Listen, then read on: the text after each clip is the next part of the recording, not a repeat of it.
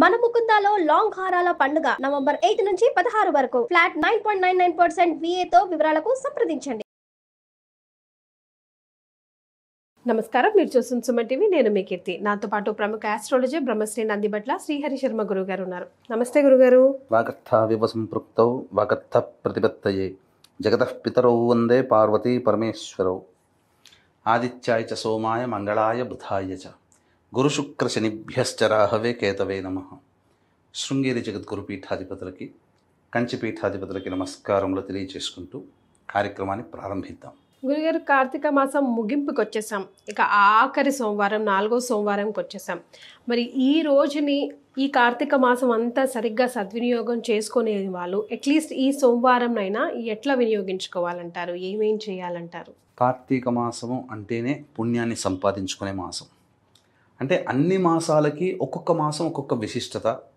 నోములు వ్రతాలు చేయడానికి శ్రావణ మాసం, శక్తిని ఆరాధించడానికి ఆశ్వేజ మాసం, పితృదేవతలను ఆరాధించడానికి భాద్రపద మాసం, విష్ణువుని ఆరాధించడానికి మాఘమాసము, ఇలా ఎలా అయితే చెప్పబడి ఉన్నాయో ప్రధానంగా కేవలం మానవుడు తరించాలి అనంటే దానములు చేయాలి, పుణ్యం సంపాదించుకోవాలి, దానములు చేయాలి. ఎప్పుడు ఏ విధంగా దానం చేయాలి, ఏ విధమైనటువంటి ఆరాధన చేయాలి? కార్తీక మాసం అంతా దానాల గురించే కదమ్మా. దీపం దానం అంతే, దీపదానము, దీప ప్రజ్వలనం, ఏదైనా దానమే. ఇవన్నీ చెప్పబడినటువంటిది. ఇక చూస్తుండగానే నెల రోజులు ఇట్టే గడిచిపోయానట్టు అనిపిస్తుంది. ఇక చిట్ట చివరి మజిలీకి వచ్చేసిన కార్తీక మాసంలో 4వ సోమవారం. ఈ 4వ సోమవారం 17వ తారీఖు రోజు. తర్వాత ఆ రోజు త్రయోదశి తిథి ఉంది. చాలా విశిష్టతలు ఉన్నాయమ్మా. కాబట్టి ఇప్పటి వరకు కూడా చేయలేనటువంటి వాళ్ళందరూ కూడా కనీసం ఈ సోమవారం రోజున ఈ విధంగానైనా గనక చేసినట్లయితే తప్పకుండా కార్తీక మాస పుణ్య ఫలితము అనేటువంటి దక్కుతుంది. ఇప్పటి వరకు మేము దానాలు చేయలేకపోయాము, మేమేం చేసుకోలేకపోయాము, మాకు ఇంకా వేరే మార్గం లేదా, ఇంకెప్పుడు చేయొచ్చు, మంచి రోజు ఏంటి అంటే భగవంతుడు మనకు అందించినటువంటి అవకాశము 17వ తారీఖు రోజున. ఎందుకంటే చాలా విశిష్టతతో కూడుకున్నటువంటి రోజు. చిత్తా నక్షత్రం ఉంది, త్రయోదశి తిథి ఆ రోజున, సోమవారం అయ్యింది. రుద్రునికి సంబంధించినటువంటి తిథి త్రయోదశి. కాబట్టి సోమవారంతో కూడుకున్నటువంటి త్రయోదశికి చాలా విశిష్టత ఉంటుంది. ఆ రోజున చేపట్టినటువంటి సంకల్పము కానీ, మొదలుపెట్టినటువంటి పనులు కానీ నిర్విఘ్నంగా కొనసాగుతాయి. ఏ సమయంలో చేసుకోవాలో కూడా తెలియచేస్తాను. కాబట్టి ఇక కార్తీక మాసం చివరిలో ఇప్పటి వరకు ఏం చేయలేకపోయామో ఈ రోజున చేస్తే అత్యంత విశేషంగా చెప్పవచ్చు. ప్రధానంగా వీక్షించేటువంటి సుమన్ టీవీ ప్రేక్షకులు కూడా గమనించాల్సింది ఏంటంటే, ఈ రోజున ప్రధానంగా పొద్దున్నే లేచి కాలకృత్యాదులు తీర్చుకొని ఈ రోజున సోమవార నియమాన్ని పాటించండి. ఇప్పటి వరకు ఉపవాసమే ఉండలేదండి మేము, కానీ కార్తీక మాసంలో ఉపవాసం చెయ్యాలని అంటారు కదా, మరి ఎప్పుడు చెయ్యాలి అనే ఆలోచన. ఈ యొక్క అవకాశం తప్ప ఇది పోయిందా మళ్ళీ ఇంకొక రోజు అంటూ రాదు.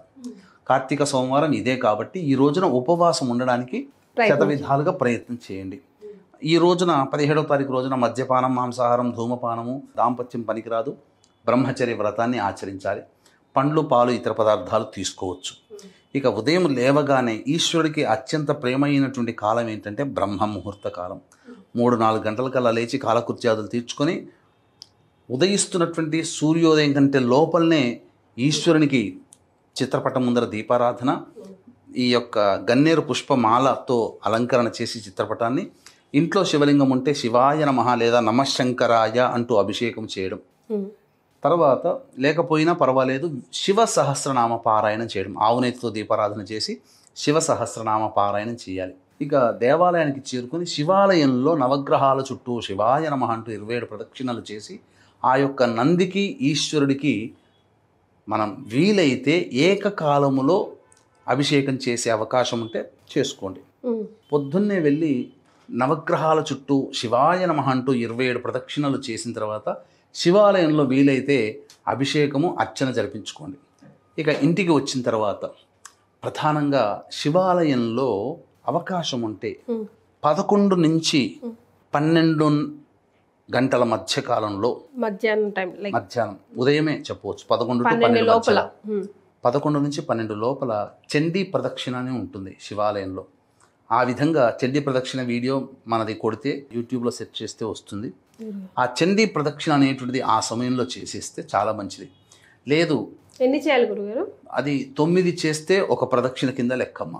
అంటే శివాలయం చుట్టూ 10,000 ప్రదక్షిణలు తిరిగినట్టు ఫలితం కేవలం 9 సార్లు ఆ చెప్పిన విధానముగా చండీ ప్రదక్షిణగా చేస్తే ఆ ఫలితం దక్కుతుంది.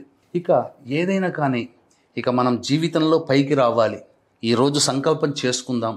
శివానుగ్రహం లేనిదే చీమైన కుట్టదు. కాబట్టి ఈ శివానుగ్రహం పొందడం కోసం నేను ప్రయత్నం చేస్తున్నాను. ఆ ఈశ్వరుని అనుగ్రహం కోసం నేను తపిస్తున్నాను. ఆ ఈశ్వరుడు నాకు నా సంకల్పం నెరవేరే విధంగా శక్తిని ప్రసాదించుగాక అని చెప్పి మనస్సులో సంకల్పం చేసుకొని ఏ పని అయితే అనుకుంటున్నామో 11:25 నుంచి 11:45 మధ్య కాలంలో ఆ పని సంకల్పం మనస్సులో సంకల్పం చేసుకొని ఆ పనిని మొదలు పెడితే అద్వితీయంగా చాలా ఆశ్చర్యకరంగా ఆ పని అతి త్వరలో నెరవేరుతుందమ్మా ఆ సంకల్పం. ఎందుకనంటే ఆ సమయానికి ఉన్నటువంటి గ్రహాల యొక్క స్థితిగతుల యొక్క బలం అంతటి విశేషమైనటువంటిది. ఇక పక్కకు పెడితే సాయంకాల ప్రదోషకాల సమయంలో శివారాధన సంకల్పం నెరవేరాలి, శివానుగ్రహం కలగాలి అనే ఉద్దేశంతో ఇప్పుడు చెప్పేటువంటి విధానంగా కనుక అభిషేకం కనుక చేస్తే ఇక ఆ మానవుడి యొక్క ధన్యము అంటే మానవుడు పొందే పుణ్యాన్ని మాటల్లో వర్ణించలేమమ్మా. వీక్షించేటువంటి ప్రేక్షకులు కూడా నవంబర్ 20వ తారీఖు రోజున అమావాస్య సందర్భంగా సుప్రసిద్ధ మహిమాన్విత శ్రీశైల క్షేత్రంలో మీ జాతకరీత్యా కలుగు విద్య, వివాహ, ఉద్యోగ, దాంపత్య, అనారోగ్య సమస్యల నివారణకి, అలాగే గురువు అతిచారంతో మారినటువంటి కారణం చేత కొన్ని రాశుల్లో, అలాగే శని కూడా మారినటువంటి కారణం చేత మేష, మిథున, కర్కాటక, సింహ, కన్య, వృశ్చిక, ధనుస్సు, కుంభమీన రాశుల్లో జన్మించిన వారికి గురు అతిచార ప్రభావం మొత్తం టోటల్గా 12 రాశుల వారికి ఇబ్బందికర సమస్యలు ఇప్పుడు మనం చూస్తున్నాం బయట జరిగేటువంటి దుస్సంఘటనలు. కాబట్టి ఆ సమస్య నుంచి బయటపడడం కోసం శనిదోష నివారణ హోమాలు, మృత్యుంజయ హోమం, సర్వదోష నివారణ పూజల హోమాలు జరిపించి మీకు కరుంగలి మాల ఇవ్వడం జరుగుతుంది. ఈ కార్యక్రమంలో నమోదు చేసుకోదలిచిన వాళ్ళు స్క్రీన్పై కనిపిస్తున్న నెంబర్కి కాంటాక్ట్ చేసి మీ గోత్రనామాదులు నమోదు చేసుకోవచ్చు. ఇక ప్రదోషకాల సమయం అంటే సాయంకాలం 6:23 సూర్యాస్తమయం అవుతుంది. కాబట్టి ప్రదోషకాలం 5:45 నుంచి 7:30 వరకు ఉంటుందమ్మా.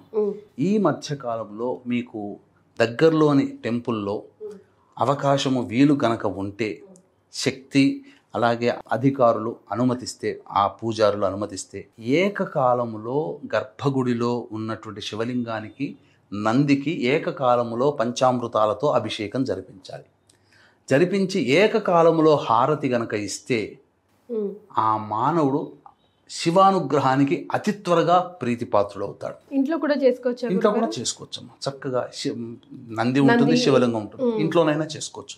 ఆ సమయంలో మనం పఠించాల్సిన మంత్రం గురుగారు నమశ్శంకరాయ నమశ్శంకరాయ నమశ్శంకరాయ అంటూనే చేయాలి. ఓం నమశివాయ చెప్పకూడదు, పంచాక్షరి. ఇక ఆ సమయంలో అవకాశం ఉంటే గంజి వార్చినటువంటి అన్నముతో ఈశ్వరునికి అభిషేకం చేసి అదంతా కూడా ఇంట్లోని సభ్యులు భోజనంగా స్వీకరించవచ్చు. ఇంకా విశేషముగా అర్చన శంకు పుష్పాలతో, నీలిరంగు పుష్పాలతో అర్చన చేయవచ్చు. ఈ రోజున ప్రధానంగా ఆవ నూనెతో ఈశ్వరునికి అభిషేకం కానీ, నల్ల నువ్వుల నూనెతో ఈశ్వరునికి అభిషేకం కానీ చేసినట్లయితే ఆ వ్యక్తి యొక్క పుణ్యాన్ని కానీ, ఆ వ్యక్తి యొక్క సంకల్పం నెరవేరే విధానం కానీ వర్ణించడానికి మాటలు చాలు. ముఖ్యంగా ఇప్పుడు శని పీడితులై ఉన్నారు కాబట్టి చాలా రాశులు ఇవన్నీ చేయవచ్చునమ్మా. ఇదంతా కూడా చాలా మంచిది. ముఖ్యంగా ఈ రోజున వీక్షించేటువంటి సుమన్ టీవీ ప్రేక్షకులు కూడా పరమేశ్వరుడికి నారికేళ దీపం అర్పించాలమ్మా. ఎట్లా గురుగారు? కొబ్బరికాయ కొట్టిన తర్వాత అందులో ఆవు నెయ్యి కానీ, నువ్వుల నూనె కానీ వేసి 3 ఒత్తులు వెలిగించి దీపారాధన చేయడం. ఇంతటి భాగ్యం ఇంకా ఎందుకనంటే ప్రత్యేకించి సోమవారం రోజున నారికేళ దీపం పెట్టాలి. విష్ణు ఆలయంలోనైనా కానీ, శివాలయంలో కానీ చేయవచ్చు. తర్వాత ఇప్పటి వరకు మేము దానం చేసుకోలేదండి, ఆ పుణ్యాన్ని సంపాదించుకునే మార్గం ఇంకేముంది అని అంటే ఈ ఒక్కరోజు తప్ప కార్తీక సోమవారంలో ఇంకా మళ్ళీ అయిపోతున్నాయి. కాబట్టి ఈ రోజున శివలింగ దానము, శివలింగ దానము, సాలగ్రామ దానము, అమలక అంటే ఉసిరికాయలు దానం అనేటువంటిది చేయాలి. మార్కండేయ పురాణాన్ని ఈరోజు దానం చేయవచ్చు. అలాగే దీపాలు వెలిగించి సంకల్పం చేసుకుని దీప దానం చేయవచ్చు. చాలా విశేషం. గురుగారు కాబట్టి ఈ దానాలన్నీ ఈరోజు చేయవచ్చు. అట్లీస్ట్ ఉసిరి చెట్టు కింద దీపారాధన చేయవచ్చు.